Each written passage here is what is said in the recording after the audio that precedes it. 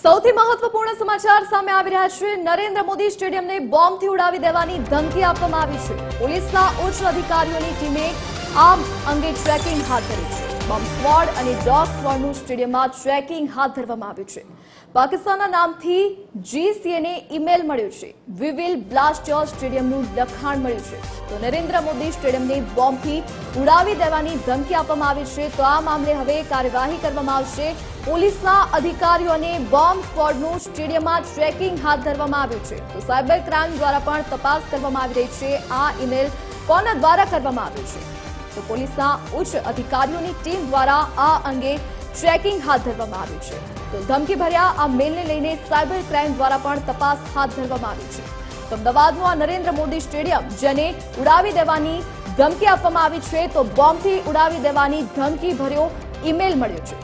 પોલીસના અધિકારીઓ અને બોમ્બ સ્ક્વોડ દ્વારા નરેન્દ્ર મોદી સ્ટેડિયમનું ચેકિંગ હાથ ધરવામાં આવ્યું છે।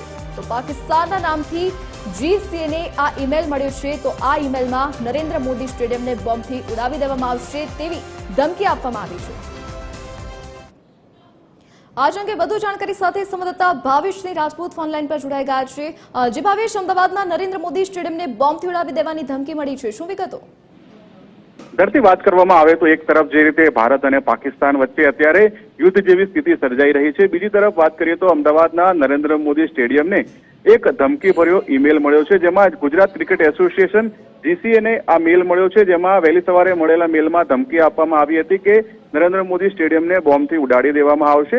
અને આ ધમકી ભર્યા મેલના પગલે બીડીડીએસ અને અન્ય એજન્સીઓએ સ્ટેડિયમમાં તપાસ કરી હતી, પરંતુ કોઈ પણ પ્રકારની વાંધાજનક વસ્તુઓ મળી આવી ન હતી, જેથી આ સમગ્ર મામલે મેલ મોકલનાર વ્યક્તિ સામે સાયબર ક્રાઇમમાં ગુનો દાખલ કરવાની અને આગળની તપાસ હવે શરૂ કરવામાં આવી છે। ધરતી જી ભાવેશ, વિગત બદલ આપનો આભાર। અમદાવાદના નરેન્દ્ર મોદી સ્ટેડિયમને બોમ્બથી ઉડાવી દેવાની ધમકી મળી છે। પાકિસ્તાનના નામથી જીસીએનો આ ઈમેલ સામે આવ્યો છે, જેમાં ધમકી ભર્યા મેલને લઈને સાયબર ક્રાઇમ દ્વારા તપાસ હાથ ધરવામાં આવી છે।